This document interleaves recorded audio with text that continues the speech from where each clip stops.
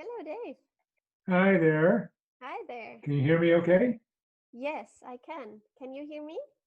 I can. I just need to turn my volume up here. It's not on your end, Okay, so I can hear you better. Great. great. Hi, Dave. That's so Yeah, great. We're so it's distant. nice. Such a great opportunity to talk on Zoom.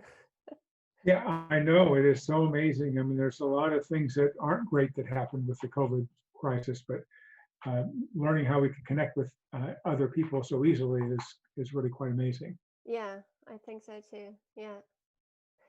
Um, I guess I wrote you in the email that I'm Veronica and I'm using Tina's account on Zoom, so that's why it says Tina down there, but Okay. All right. it's a bit confusing. Yeah. Well, Um, I figured it was you. yeah, that's great. Yeah, I'm quite happy that I have the opportunity to talk to you, and as you're a fully certified mindfulness-based stress reduction instructor, which I needed to say a couple times, such a complicated word.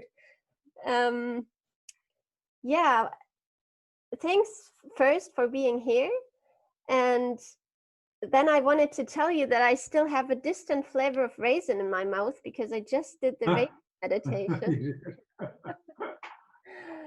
Um, ha, you um, it's part of your course on your website, paloozemindfulness.com.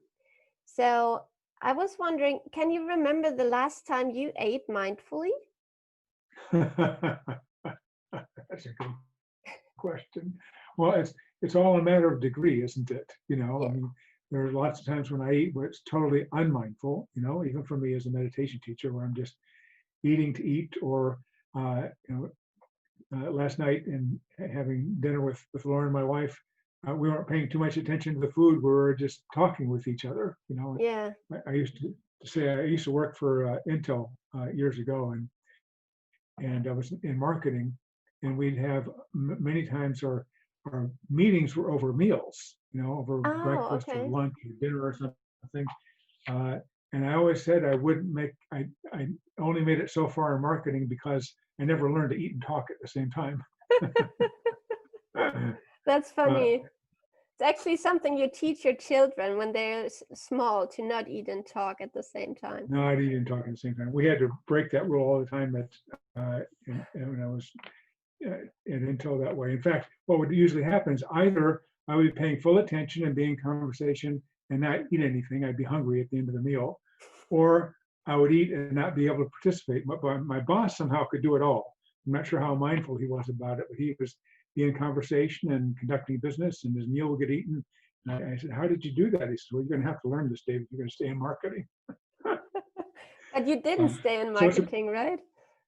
well, I didn't. I was in Intel for a couple of years, and then I left. And this is a whole other segment of my life. I was doing computer consulting for a while, some of it for Intel, uh, and then after realizing that how difficult it was to be traveling all the time, because I was on the road 3 weeks a month Oh, doing wow. consulting.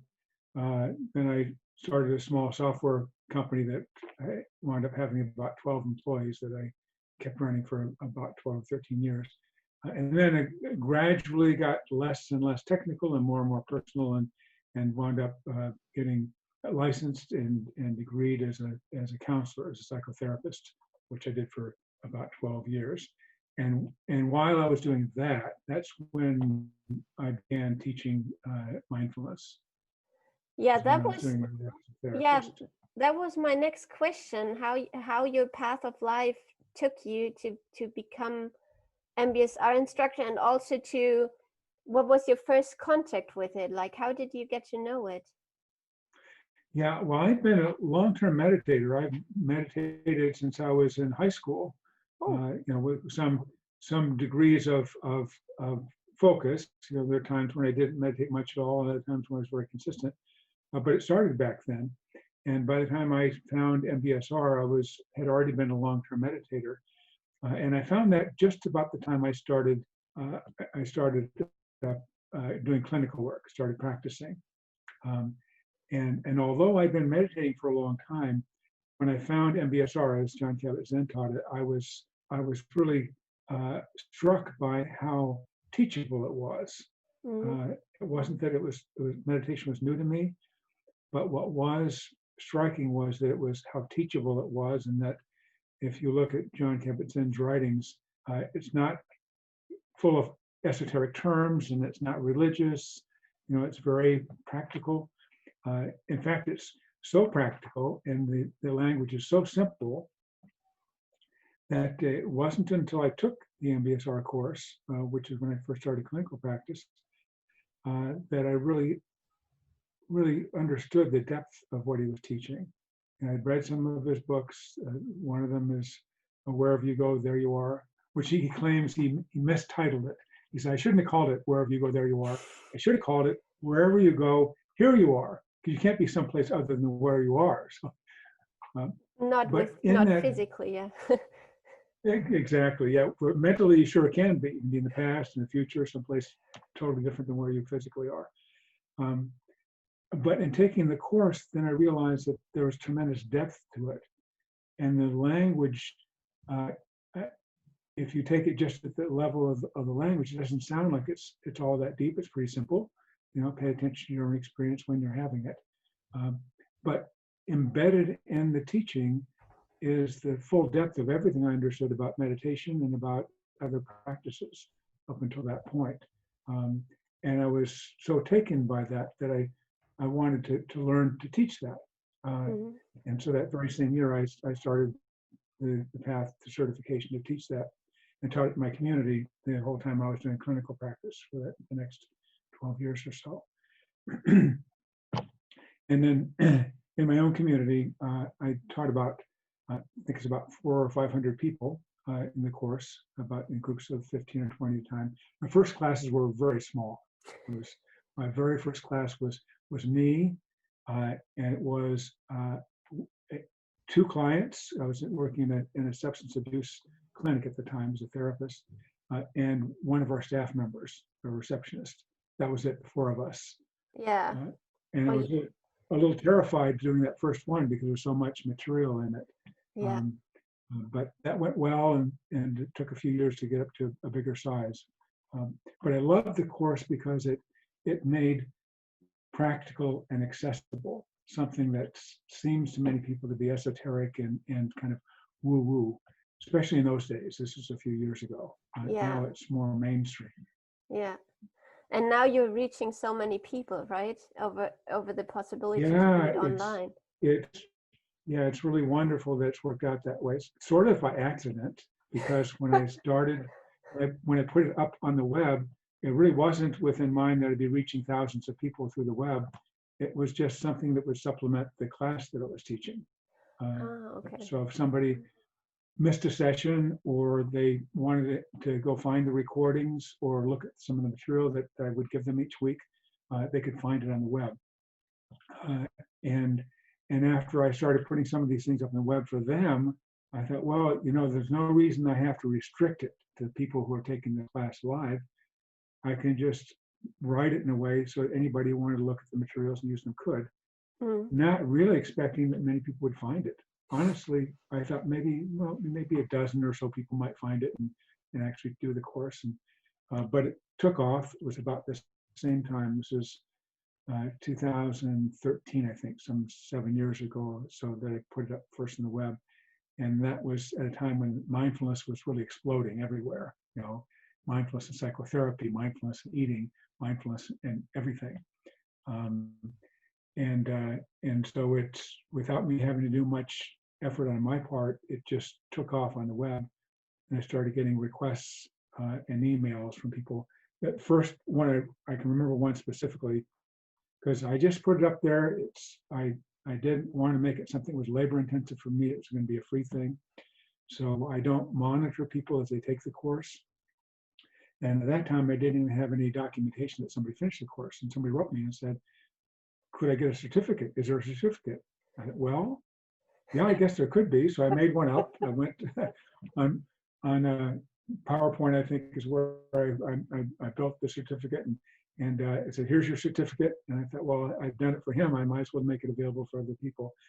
Not as a certification to teach, but a certification that somebody had done an 8-week MBSR course. And I Yeah. need to make that very clear because many people take the course really with in mind they want to be able to teach it. And the Toulouse Mindfulness course and an MBSR course is really a great first step, but it is not in itself a certification to teach. So I wanted to make that clear, but I could certify that they had taken the course, and that's what that was. And then things built for, it was first a few hundred people a day that would find the website. Now it's close to 7,000 or 8,000 people a day that find the website. I don't know exactly what they're all doing with it. Yeah. Because I know it's not 8,000 people a day that are starting the course. It's but not we get about 8,000 certificates. no, but it's, well, now with the COVID crisis, it's a lot more. Yeah, I bet. I Yeah. had our traffic doubled when the COVID crisis started to get serious and people started staying home. Wow. And it went from about 4,000 a day to almost 8,000 a day, people finding the site. And if you date back, this is about middle of March when all this really started happening. People started taking this seriously. The course takes 2 months. And so that would mean about a month ago, people would be finishing an 8-week course. And then the certificate started exploding. I was getting, before that, I was getting maybe 50 requests for a certificate a month. And now it's 200. Wow. Yeah. And that's just the tip of the iceberg, because many people start the course and even finish it, but don't ask for a certificate. And some people just do part of the course, and it's designed so that people can do that. They don't have to feel like they're obligated to finish the whole course to get something of value out of it. And I recognize, and you know this from happiness.com, that many people start an online course and don't finish. Yeah. And so I did. It's much harder to finish a course than to start it. So yes, that's right. That's a real and because challenge. you're on your own, it's like, well, I could do this now, or I could do it next week. It doesn't matter. Nobody's waiting for me in class or anything. So, and the course itself, you've taken a look at the course. It's actually pretty challenging. Not that it's a grind to do, but there's a lot. We're asking people to meditate for 30 minutes a day, plus do some informal practice, plus listen and watch some videos and do some reading. It's quite a bit more demanding than the usual online course where they just read a little bit and answer a quiz. Yeah, I did the course. I think it was one or 1.5 years ago, and my MBSR instructor said that it's funny because it's supposed to reduce your stress, but this 8 weeks, it will increase your stress because you have homework like every day, and you need to find time for it, and then you get the good things out of it when you go through it and benefit from it. Yeah. And that's often how it happens in the beginning. There's the stress of having to include something in your life. Some people take the course, many people take the course to reduce the stress in their lives because they're so busy. Yeah. And now you say, you want to reduce the stress in your life, take another half hour out of your day, really an hour if you count the informal practice and the reading and everything. And people would say, this is not making my life less stressful, it's making it more stressful. And in the beginning, that is how it is. You have not only the additional time you're spending doing something different than you were doing before, but the practices themselves, because you're paying close attention to your own experience, the practices themselves can bring things up that you weren't really paying attention to before. And so for many people, probably even most people, the first few weeks are more stressful than things were before.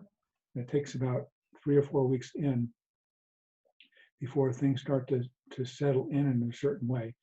And what most people discover, if they've been true to the practices and staying up with it, is that the time they spend, whether it's the morning or the evening doing their practice, although in a technical sense, a literal sense, that time is taken out of their day.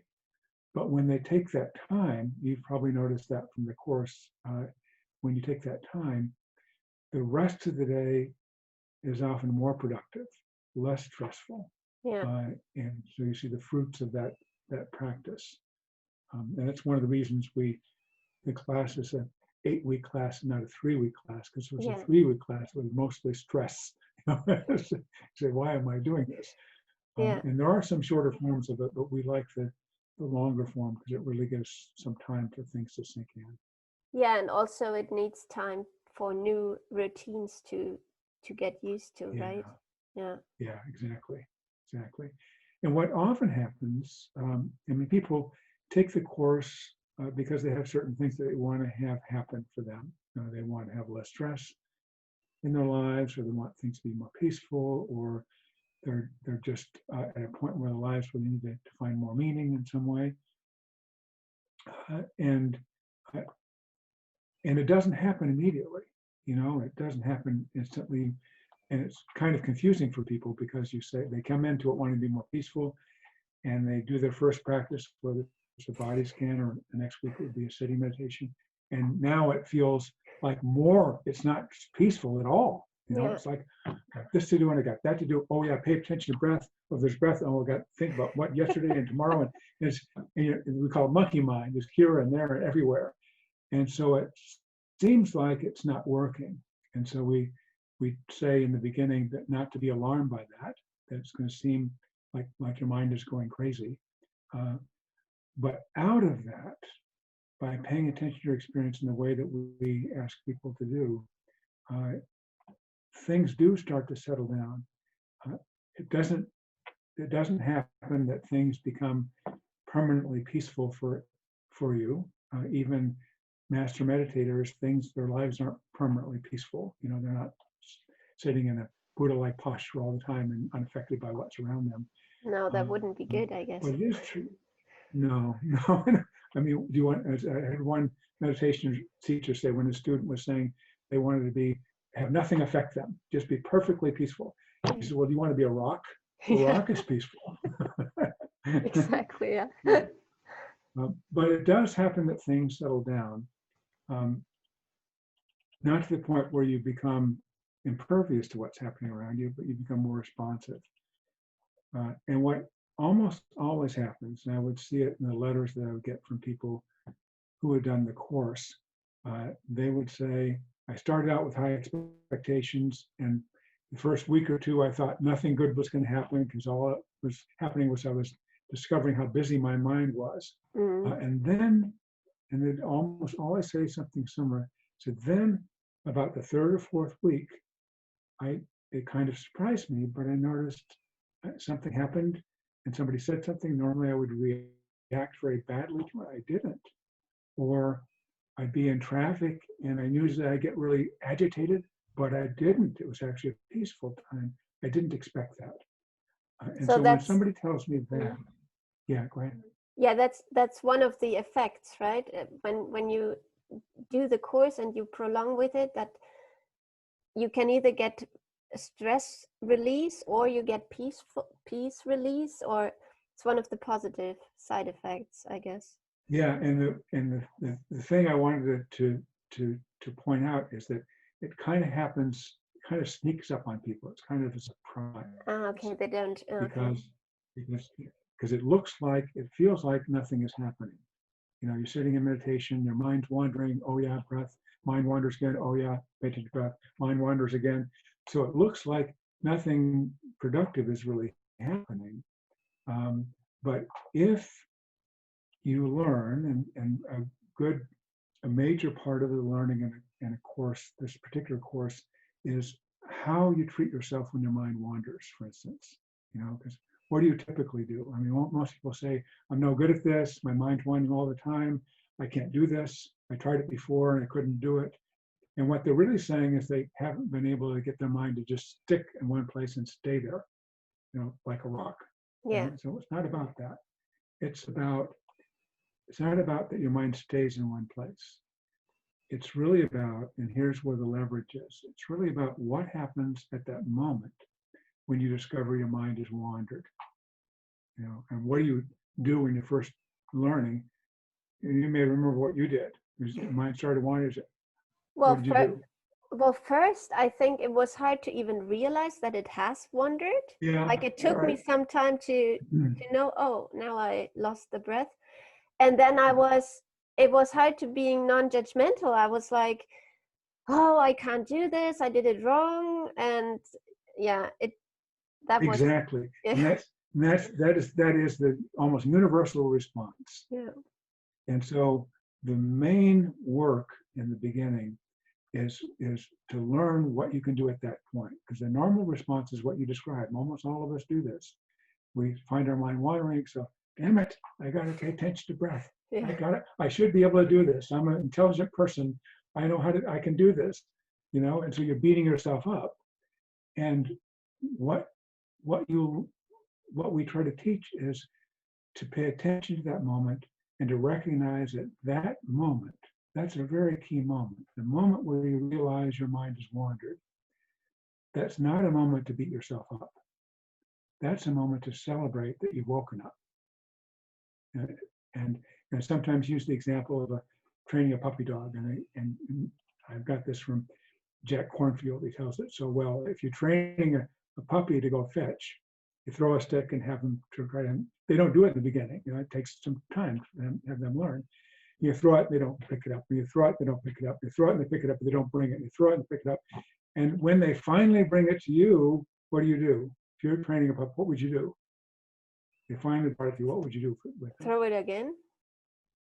Yeah, but before that, what would you say? You say, good dog, Yeah. Great, fantastic. You Give did him it. some treats. And you'd be really happy, right? Yeah, give him some treats. Now, what we do when we find our mind wandering and we come back, because we don't find our mind wandering while we're wandering, we're just wandering. When we come back, that's a moment like the puppy bringing the stick back. Okay. Good, that's great, fantastic. But what we do is say, you should have paid attention. You should have done this. So that's really a key part of the learning is to be able to at that moment to recognize it's a moment of awakening, a time for celebration, a time to be in the awakening, not in the beating yourself up for what you didn't do before. And that's really a function and a manifestation of self-kindness, of self-compassion. So it's because of that that I often say that the most important component of the course is self-compassion. Because if you can't learn to not just accept that your mind wanders and you come back, but to celebrate that now you've awakened when you come back, then it's all torture, right?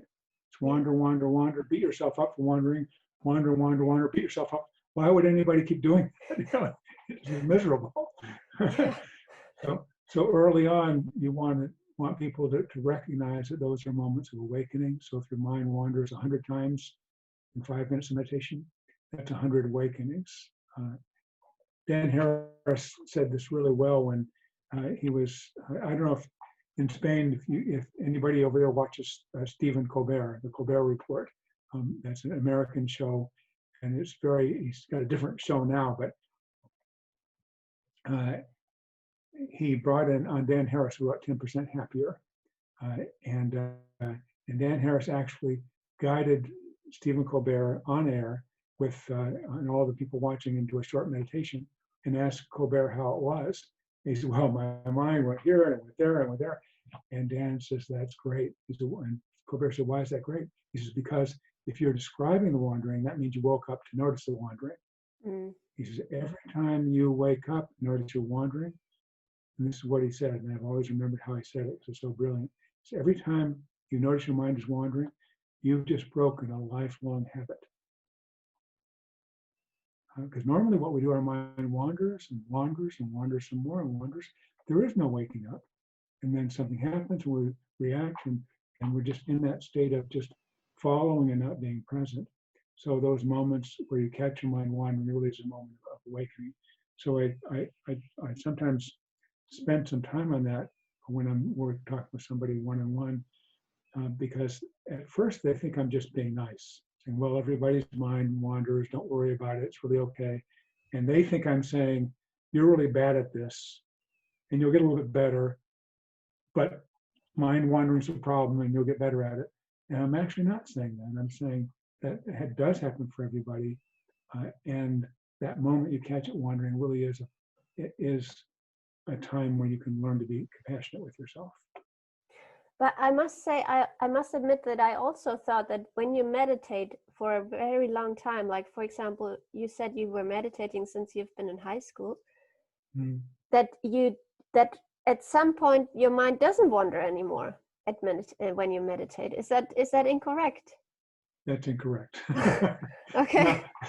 Now there are people who have practices where the mind doesn't wander very much, Yeah. and there are some practices that put a premium on concentration. In mindfulness meditation, there are really hundreds of types of meditation, but two basic classes. One class of meditation is the concentrative kind, where you're focusing on breath or a mantra, or in a Christian practice, it might be a centering prayer or looking at candle flame or holding a prayer or an image in your mind. And those practices where it's concentration, there are some practices that spend a lot of time and energy on perfecting that. So concentrate, stay with one thing, not a lot of thoughts. And as you progress in that, there can be significant periods without thought. Mm. But that's one kind of meditation. There's another kind, equally important in mindfulness meditation, where you're aware of things as they're happening through your senses, what you're seeing, what you're hearing, what you're feeling, what your internal process is. And it's the same kind of attention that you might pay attention to something that stays fixed, but it has a certain kind of resilience to it, flow to it. And someone who just perfected only a focus type of concentration, where you can really do this, where there are practices say focus, focus, focus, focus, and sometimes it can actually be very harsh. You catch yourself not focusing, come back to focusing, like we starting meditation. And they get very good at focus, focus, focus, but they've lost the ability to respond to life. They're staying with one thing only, and then there's the story about the monk who goes up in the mountains to meditate in a cave for years, perfects it. He says now he's enlightened now, he figures. But he not able to live anymore, yeah. Exactly. Yeah. And the story goes, he comes back into the village, into the marketplace, and instantly gets angry at something. Because he hasn't had any practice in doing that, say practice of concentration. So it is true that even with mindfulness practice, there are periods without much thought, and they can be very liberating periods of peace, and periods of just awareness and sensation, not so much narrative about going on. But if you make that the point, then that creates a certain kind of rigidity in terms of what experience you can have. Because it's even possible, it's kind of an advanced practice, it's possible to be in thought, have thoughts, and still be mindful at the same time. But that's not easy for most of us to do, because once a thought happens, we go to the next thought and the next and next, and we're kind of on the train, as it were, on the next thought. So it's not true that advanced meditators have no thoughts. It is true that the more you meditate, you probably have thoughts will be less intrusive, but people will still have thoughts, and we're thinking beings. And thought is important. We didn't have thought, we wouldn't have bridges, and we wouldn't have indoor bathrooms, and we wouldn't have electricity. You and I wouldn't be able to talk from thousands of miles apart instantly like we are. Yeah. It's through analysis and thought and that kind of intellectual, mental skills that those things are allowed to happen. But in meditation, you learn that's not all there is. Yeah. And how is in your course, there are different steps, I guess, how it is structured. So how do the students begin? What are the first practices, and what can they achieve in the end? Yeah, the first thing we have them do is a body scan, just paying attention to body sensation. And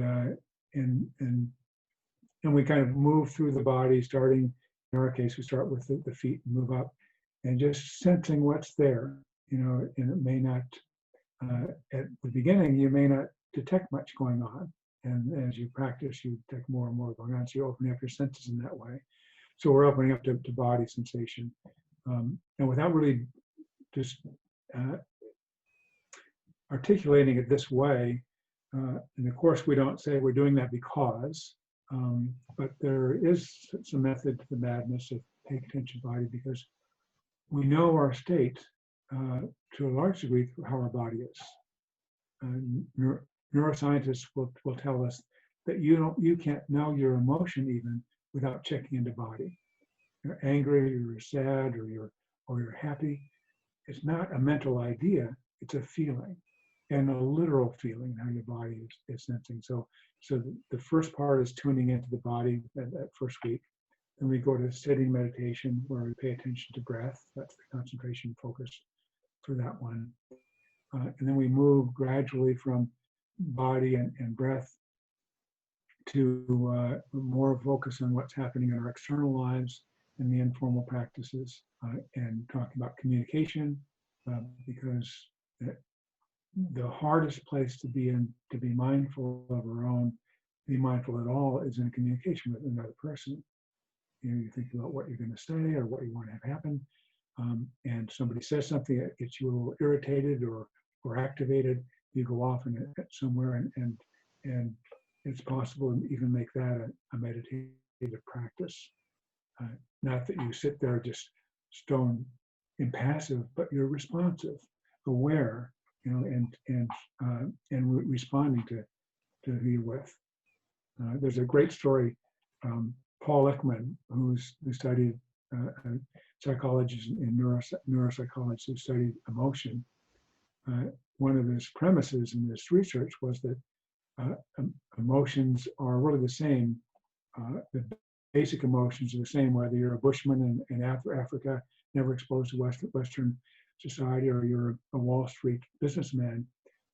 We feel emotions in the same way. And he did a little experiment with a monk that Richard Davidson had studied at University of Wisconsin, Madison, Wisconsin. And this is a guy, Davidson wanted to study meditators, so he asked the Dalai Lama, because he had a relationship with the Dalai Lama, says, help me find some really experienced meditators so we can study what's happening in their brain. We can see what it is that's going on with them, and see, because he said, I suspect we'll see something very different for an experienced meditator versus somebody who doesn't have any meditative experience. So that's what he found. And the ones that he brought in, there's one in particular, sort of the superstar meditator. He's had 50,000 hours of meditation practice over 30 years. And I did the arithmetic on that. So 50,000, 30 years, that's 5 hours a day, every day. Oh my God. That's not you or me. We're never going to be doing that. Even those of us who are teachers, we don't do that. There's a few that do, but Dalai Lama is one, and Matthew Ricard is this monk, he's the other. And when Richard Davidson studied him, studied his brain, the non-meditators were sort of in a bell curve like this, so average here, and more experienced meditators here, and people who never have less control of their mental state over here. And there's a bell curve like this, and Matthew Ricard was way over on the right, way over on one side, all by himself. Wow. His brain function was so different. So this was a long way of getting around to the story of the psychologist who studied him, and he said, I would like to see how Matthew Ricard reacts to something very stressful. So he engineered it. He's told Matthew he was going to do this. He says, I'm going to have you have a conversation with somebody. And then he went out and found the professor found the most difficult faculty member he could find at his university. In fact, he said he didn't get the most difficult, because the most difficult one wouldn't do it. He said it was too difficult. He just wouldn't have anything to do with it. I found the second most difficult, someone who would be really critical of someone who came in a robes monk, which Matthew Ricard did, and this long-term meditative practice, very pragmatic, very intellectual, and then he put them both. He would hook them both up to a biofeedback equipment, so we could see what was going on with them. And the professor was really kind of activated in the beginning, skeptical about this guy, thinking he was just woo-woo, this crazy meditator. And Matthew Ricard was pretty stable pretty much all the way through. A little bit more energy in the beginning, less towards the end. But by the end, both of them were settled down to a similar state. Even the one was really skeptical. Oh, okay. And the Ekman, the prof asked him, the researcher says, so what happened? You know, it was different. What I was reading from your physiological state was very different at the end of the beginning. He said, well, at the beginning, I was really skeptical of this guy, but I expected to see this monk just sitting there saying, oh, oh, you know, not responding to anything. But he was like a real person, you know, he was curious about my research, and I was curious about him, and it was just turned into a conversation. And so to me, that describes what mindfulness can do. It's not that you become detached from everything, but you're engaged in a certain way. And Matthew Ricard was, the way he was engaged was not by going off into some peaceful place. It was by being responsive to who he was talking to, being curious about this person he was meeting for the first time. But staying probably more to himself than other Yeah. persons, right? Yeah. Yeah. And Ekman did another study with Ricard because he was fascinated by him. He had a suspicion that he would have less of a response. There's something called a Startle Test that psychologists can do. That they make a loud sound happen. It sounds like it's recorded, but it sounds like a gunshot. And everybody has a reaction. The more reaction you have is an indication of how stressed you are, how reactive you are. So the less stressed you are, the less of a reaction. He had a suspicion that Matthew Ricard wouldn't have as big a reaction as a normal person. And so he told Matthew Ricard he was going to do this. And the sound happened, and then Eckhart had to do it. He had to do it. Ekman had to do it again a few times to believe the result. He said that Ricard had a response. He didn't have no response. But Ekman said the response that they measured on Ricard was lower than any of the researchers thought was physiologically possible. Really? Because there was a response, but very, very low. So we asked him, he says, what did you do to make that happen? Expecting that Ricard was going to say, well, I just went into this peaceful place and I just concentrated. I wasn't going to let this bother me. And he said the opposite. No, I did the opposite. He says, well, I didn't go to one fixed and small place. I went to a very big place. I imagined myself being so big that a sound like a gunshot would be just a small part of my experience. Because if I'm as big as the universe, what's a gunshot in this one little office in Palo Alto, California? Nothing, you know. So I heard the gunshot. You know, it wasn't like I didn't hear it. I wasn't impervious to it, but didn't have much of a reaction because I just experienced myself being much bigger. And to me, that's what mindfulness is about. It's not about being so narrow and concentrated that you're focusing on one thing, you would miss things, but you have the possibility of being open. And so you can take things in, but not let them affect you to the degree that you lose perspective. I think that's also a great way, if you deal with a chronic pain, to imagine like the worst possible pain you could have, and then you feel your actual pain and you're like, oh, it's just like one part of your body and not the rest. Yeah. Is that a way to how you say, to convert it or to put it in relation, or is it Well, we actually work with it a little bit differently, but it kind of relates to what Ricard was describing. Excuse me.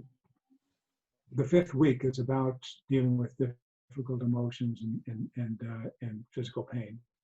Because some people come into the course with that as their objective, is dealing with difficult things, and some people with chronic pain, where they have pain all the time. And the course doesn't eliminate chronic pain.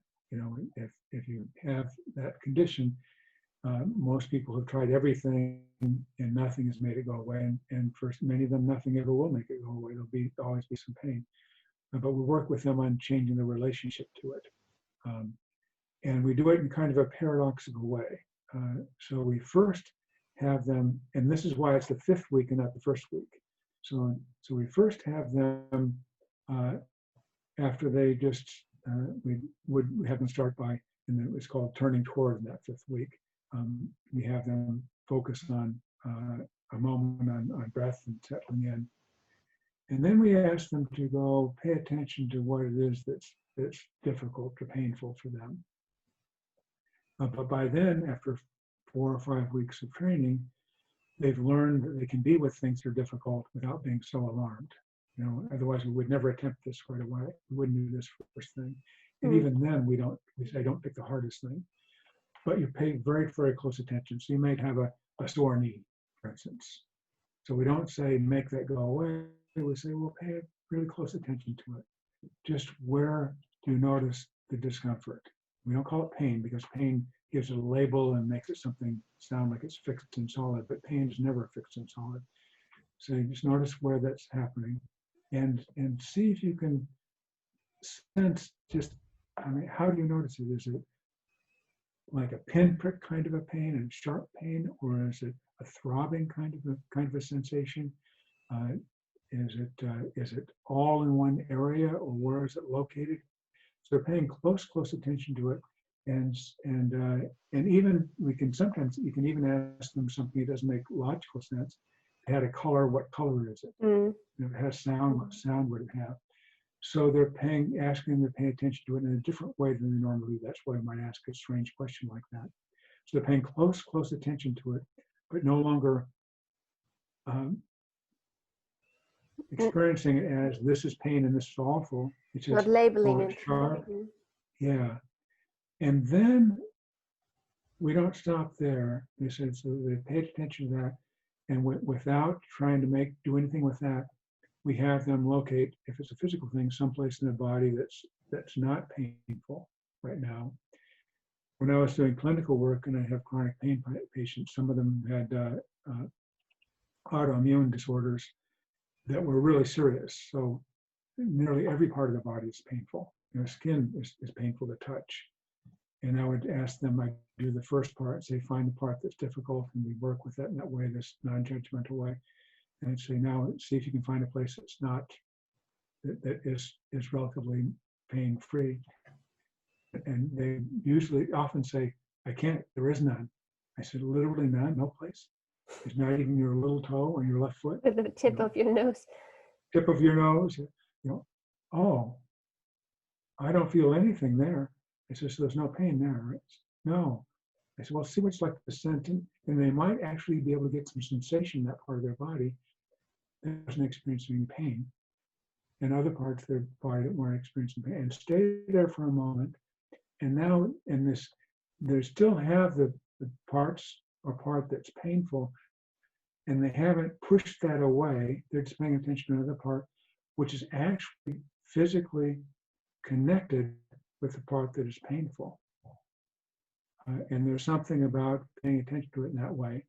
If it's an emotional thing, we might have them, after paying attention to something that's difficult in their lives, ask them for a moment to reflect on somebody in their life that's really nurturing to them, or somebody in their life, or it could even be a pet, that when they're around that pet, they just feel calm, or something in their life that's actually going well right now, as a sort of thing, and pay attention to what that's like for a moment. And without going into the whole process, we kind of pendulate between what's difficult and what's not difficult, but not saying go someplace that's not out of, it's out of your experience, but in your experience, and back and forth. In a way, Matthew Ricard was doing that with the gunshot. Here's just something that's going to be a loud sound, but I'm going to open up to everything else that holds it. And that loud sound is just the loud sound by itself. It's in a larger context. So it allows people to experience the difficulty from a different vantage point. And then it becomes less difficult because now it's not all of them. It's not everything. And when they're not labeling it as pain, it's just sensation, even if it's uncomfortable sensation. And they discovered that they have some more possibilities. And this one client I was thinking of when she couldn't even find a place in her body there was one particular I'm thinking of because I gave her that image of little toe. She used that. She said, when I get this, I think of that. I think of my toe. I realize that I'm not just my pain in this one area, and also this.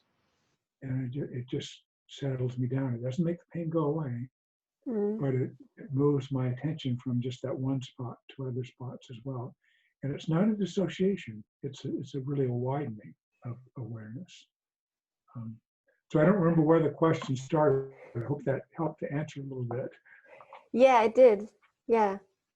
What I wanted to add on this point is it was my intent to lose a bit of the chronic pain I've had for 6 years now, and I had this image of in a meditation of Vitmayala Birch, which is like a great meditation teacher, I think, for this kind of problems, I would call it. And she had this image of pillows on your lap, like the first pillow is the pain. And then she asked the people in the meditation group to take another pillow, what is connected to the pain. So the people said like, well, fear for not being able to earn money, fear for not being able to support the family, fear of that it's getting worse, lots of things. So at the end, the people were sitting there and had piles of pillows so that they couldn't even see. And then she asked them to, one for one, let go of these pillows, because it's actually not now the thing, it's not the problem now. So at the end, they let go of the pillows, and at the end they had just one pillow on their lap, and that was the physical sensation, what you call it, which was of course bothering, but it wasn't such a big part anymore of their being. It was just one pillow, and you could deal with that one pillow. And that has been so mind-opening for me, because really it's not about everything. It's just one sensation which you have to deal with and cope with it, but not to worry about all the other things. And I guess that's one of the part of being mindful, right? To just exactly to discover what it is that's actually happening and what it is we're creating. That's what in Buddhist terms you'd say there's the first arrow, which is the painful sensations, and the second arrow is, I'm afraid it's going to get worse, or I'm not going to be able to work, or am I going to be able to? Am I going to be this way forever? Or it's all this stuff that all these other pillows you say that are what are called the second arrows, and you take those off, and you're left with just the sensation itself, which is by itself is really not as bad as all the other things make it out to be. And Vidyamala Birch is probably the most. She's certainly the best known meditation teacher in dealing with pain, because she's dealt with her own. I know, way for almost all of her life. So inspiring how she does it. So you can really believe her, because yeah. And I don't know if you went to the Spanish course, we haven't got fully integrated in week 5 as we do in the English course. But the English course for week 5, it's about 80% Vidyamala Birch, her videos and some of her writings. Oh, great. And in fact, I had to create a whole section for supplementary reading that's just her stuff, basically. Wow, because I will have a look. she understands it so well, and she's such a good teacher and a model of it. Yeah, that's great. Thank you. I will have a look. Yeah. Yeah, I'm almost, I mean, I haven't, I think we have talked about a lot. Yeah, what I wanted to ask, I mean, I think you've heard the question many times, but actually you were one of the first teachers on our Happiness Academy to provide us with your course material for free. And also on Palouse Mindfulness, you provide the course materials regardless of the size of the wallet. Everyone can join. How was your motivation for that? Were you just being very kind, or like what's the motivation behind that? There's a couple of answers to that. I mean, one is why not? But the second answer, before I can only say why not because I could do it. Yeah, I was, at the time it's I was still doing that. it's still, I think many people, I wouldn't say, of course not all, but many people, they could do better for the world and they still want to gain money with what they're doing. Yeah, You know? I've been fortunate to be able to offer it without having to ask for a fee. And one of the reasons I can do that is because the way the internet is, because I can put it on the internet and I don't have to be showing up at a classroom once a week or be meeting with somebody physical. I can have it there available for people to find. So, and the cost of putting up on the internet is not that expensive, just putting it there.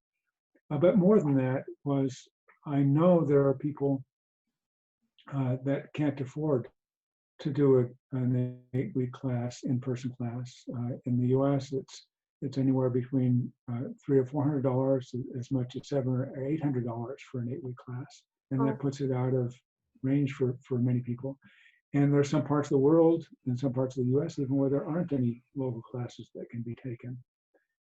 And I wanted to make it available to people who didn't have access to an in-person 8-week class. And I was lucky that I could do that financially. And I was sort of jokingly telling, because my friends would ask me, so why?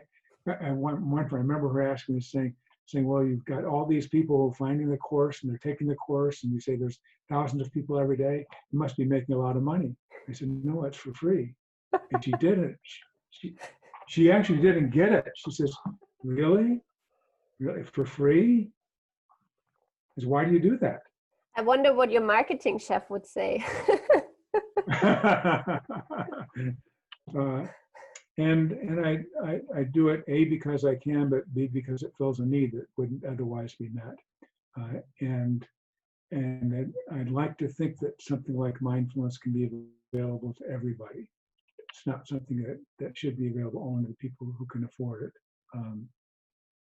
And also there's kind of a subversive part of me that wants to let people know that all of us that are involved in teaching mindfulness aren't out for monetary gain. Mm. You know, that at least for one person, it's not about that. And in fact, for most of us, it's not about that. And in fact, most of us, it isn't that. People who become mindfulness teachers, most of them aren't making much money. And most of them are doing it as an adjunct to whatever the profession is, as a doctor or as a nurse or a psychologist. And there are some people that make their sole living teaching mindfulness. Honestly, most of them don't make much money. And there's a few that do, and they're sort of like the sports superstars. A few that make millions of dollars, the rest are just trying to be there. Yeah. But even the ones that are the best known, and part of the reason I've been able to make the material on the site as helpful as it is people like Tara Brach and Vidya Birch and John Kevitson and Kristen Neff and the others that are teaching mindfulness and do have a fee. You know, they make a living that way. That's their living. They're happy to have their teachings represented on the site for free. In the very, very beginning, I just took the videos that were on YouTube and I just linked to them, you know, and they're free on YouTube. So I knew I didn't have to ask anybody for money for those. But people would ask me in the very, very beginning when I first started, when I first started translating this into Spanish, and one of the volunteers, graduates who was translating the course, met John Kabat-Zinn. This is right in the first year we're starting translating it, and said, "What do you think about this free mindfulness course?" He goes, "Oh, I don't know anything about it." And she came back to me and says, "Do you think it's okay with him? He doesn't even know about it." And well, I think we'll probably be okay with him, but I realized that it would be better if he did know about it. And Yeah. so John Kabat-Zinn and Tara Brock and Kristen Neff and Shauna Shapiro, the main people I use for teaching. In fact, all of them I've asked, and most of them I got back a positive response. And the ones I've gotten back a response from, they all say the same thing, including John Kabat-Zinn. So I'm glad you're doing this. I'm glad it's for free. I happily make my teachings available for free on that site, because I think, and I think the others of us that are teaching this as a vocation, want it to be more available. Some of us charge a fee so we can make a living, but that's not the point of it for us. Yeah. But I'm in a position, I'm in a wonderful position of not having to charge for it. And I probably could charge something for it, but I don't want anybody to say, "Well, he makes this much for it." I had one friend of mine say, "Well, you could at least charge for the certificate. Nobody would mind paying for a certificate. It means it's worth something, like $25. I said, "No, I don't even want to do that. I want it to be able to say it's totally for free." Yeah. And besides, and kind of almost jokingly, I said, I don't want to be collecting checks and trying to figure out credit cards and who's paid and who hasn't. I don't want to do that. It's too much of a bother. But really, it's wanting to make it available and knowing that I can. Yeah. And maybe more important than any of it is I love doing this. And I'm not doing this because it's about money. I'm doing it because it feeds my soul. And as an ex-therapist, anybody who's in the health professions, you live for people having their lives get better, right? You want to hear that your patients, your clients are getting that things are improving for them, that they're happier and they're more productive, that they're that things are more peaceful for them. They're able to deal with life's slings and arrows better. And what could be better than having all these people? It's not about the money. I get just when I see people say, "This has changed my life." I mean, it happens so often now. I've got to be careful that I don't get numb to it. But it moves me every time I hear that. When somebody says about the third week, something shifted for me, and I don't know exactly what it was. Probably has something to do with the course, but I can't pinpoint it. It's what things just. My life didn't get perfect. I still, if they have pain, so I still have pain, or if they have difficult things happen in life, I still have difficult things happen, but it no longer is destabilizing like it was before. It no longer sends me into a bad place. And I sometimes tell people that the course really isn't about being peaceful all the time, and it isn't, because nobody is peaceful all the time. Not even the Dalai Lama is peaceful all the time. It's about being at peace with not feeling peaceful. You have to kind of say that again to have that make sense. So you can not feeling peaceful in terms of emotions and things that are coming up, but be at peace with that. Understand that is the way that things are, and there's a part of you that isn't. It's that second arrow you're talking about with Big Young Mama Bird, just other pillows. So there's what happened, and what you think about it, and what could happen, and oh no, and it's discovering that you can just deal with what happened, which might be difficult, but not have all the extra layers on top. That's possible.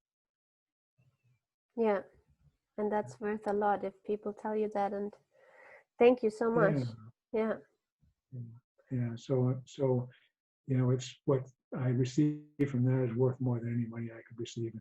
And being retired, I don't need it. I've got retirement, and so I don't have to ask for it. I'm very lucky to be able to do that. Yeah. One last question. I would like to know if you still meditate on a daily basis, or are you like? I do. You do? I thought you might be so mindful in your routines that you don't need it, or is there a need, or is it just? Well, I had a period of my life where I didn't meditate much, even though I started when I was in high school. There was a period where I kind of figured that's how I could be from then on out. I could just be mindful all the time. Yeah. Everything's a meditation, so why sit down to meditate? Um, and I think in principle that might be true, but practice is still important to me. So I meditate every morning for about half an hour a morning, um, and I can't tell you what, because people say how are you so regular? Because I don't miss. I can literally count. I can tell you 6 times in the last 30 years when I didn't meditate in the morning. 6 times. I can tell you what they were. One, I was in the hospital. Another 2, I was on international flights and forgot what day it was. and another 2, I just got so busy I just forgot. But other than that, I meditate every day. And it isn't that I meditate so that I can have some sort of peak experience while I'm meditating. It's a way, how can I say this?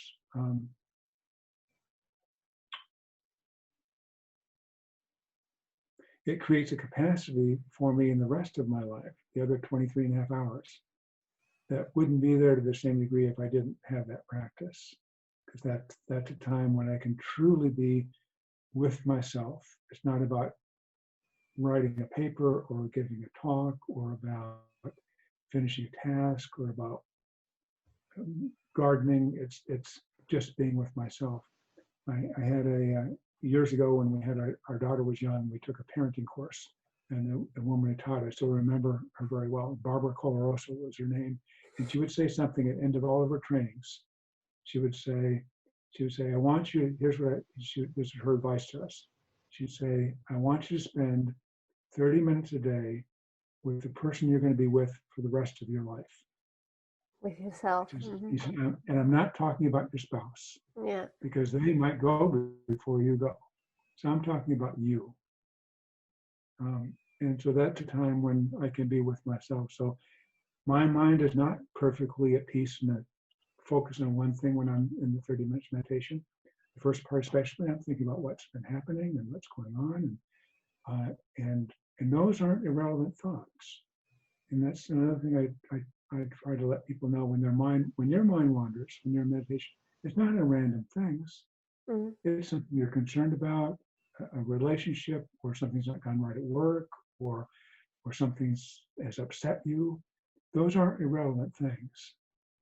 And so what comes up, even when your mind wanders, those aren't unimportant. What's different about meditation is rather than have something somebody has said or done upset you, and then you get upset about the upset and all these other pillows of more and more, what am I going to do? And I can't stand it. And how am I going to do? You notice that, you acknowledge that that's there. It registers at some level, because as a professional, that, when you work on something, you're writing something or you're producing something, that if you have time to think on it, sleep on it, it gets better, right? Yeah. If I said, you've got to write this paper and write it in the next 2 hours, that's going to be much less productive than if you spend an hour on it last night and an hour on it this morning, because you have the time in between. So when your mind wanders, it's registering something as something that's important. But you don't stay there and have it accelerate and have all those other pillows of how awful it's going to be. But it registers, and at some level, things get resolved. Frank Ostaseski, who teaches meditation, he has a term for, he says, here's how I think of meditation. He says, meditation is about metabolizing everything that's going on. Mentally, emotionally, physically, even socially, with your relationships. All these things in meditation have a chance to interact with each other in a way that's productive rather than being destructive or accelerating. And how it works, I honestly don't really understand. I went a couple of years ago, I went to a 7-day retreat, and the guy who I thought was going to be teaching it didn't show up. he got a bad case of the flu and couldn't come to the Okay. retreat. So we had one of his students teach it. It was a 7-day silent retreat. And without telling you who it was, the student was awful. I mean, they weren't inspiring, and as a meditation teacher, I'm thinking I could do this much better. Why didn't you take over? Well, I knew that wouldn't be appropriate and wasn't my place. No. And so half of it I sat through complaining internally how Yeah. badly it was done. But then something shifted about halfway through. And I reached a place of one, at peace with what was going on. So, well, they're not teaching it well, but, they didn't expect this, not their fault. And who's giving me the problem? It's not them, it's me. Because all of this was second pillow stuff. It was them not doing a good job, and them, I could do better. And so something shifted as a result of that 7 days that had nothing to do with the inspiring teacher. It had to do with, because they weren't inspiring, honestly. It had to do with me being with myself. So there's something mystical and I don't want to use the word mystical, but magical about meditation. I don't quite understand it, but I know if I practice for the half hour in the morning, it makes a difference. Even though while I'm in that half hour, it might not seem like much is happening. Something is happening because of the way I'm paying attention to experience. So that's a long answer to your simple question. Yeah. I do meditate every day. Thank you. Thank you for your time. And you're welcome. That was so inspiring. I think I will try to take the course again because I guess, well, I'm thinking I did the 8-week course, but it hasn't, I don't meditate every day, and it might just happen if I take it again. Yeah, and not everybody has a regular sitting meditation practice, and it's not even. And honestly, that isn't even a goal of the course, is to force somebody into having a practice, but it can be helpful. It might inspire you to do that. I'll tell you, after teaching 400 or 500 people in my community, and it's a small community, you can imagine I run into people who've taken the class. And it's almost always the same reaction, especially for somebody I haven't seen for a while. They'll be this hello and how are you and stuff. And then they'll kind of get the sheepish look on their face, and they go, well, I have to tell you, I haven't been meditating. It's a class I got a lot, but I'm not meditating. I'm not doing 30 minutes a day or anything like that. And I said, well, what has it changed your life in any way? I said, oh, yeah. Yeah, I can now. There are times that I know would have just sent me over the edge that don't anymore. For me as well.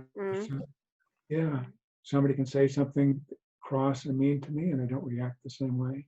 I concentrate better. I sleep better. And there are times during the day where I do wake up. I might discover I'm actually eating what I'm eating, or I can enjoy being outside, or I'm really with somebody when I'm with them. I've learned that. So even though they don't have a regular meditation practice, it has created a possibility in them that has grown over time. It just doesn't have that form. So for people like me who do, I think it creates even more value, but I don't set that as a metric for how people should judge whether they're doing things, living life in the proper way. My wife doesn't meditate. We've been together for how long? Almost 50 years now. I'm married for 1990? So 46 years we've been married. I've been a meditator pretty much all the way through. She doesn't meditate. She's taken my class a couple of times. Her meditation is her walks. She goes we live in the country, and we've got some nice trails where we live, and she goes for a walk that's sometimes 45 minutes or an hour or more, and that's her meditation. her time in nature. So it doesn't always have the same form. There is value in doing it, making it a disciplined practice, but you shouldn't make yourself wrong for not doing that. But that being said, if you do the course again, even though it'll be similar to the structure you had when you did the in-person course, and even for people who've done the course, some people tell me they've done the course 2, 3, or 4 times, the same one. They say it's not the same each time. It goes to a different level, and that's because it's not about learning a concept. It's about practice.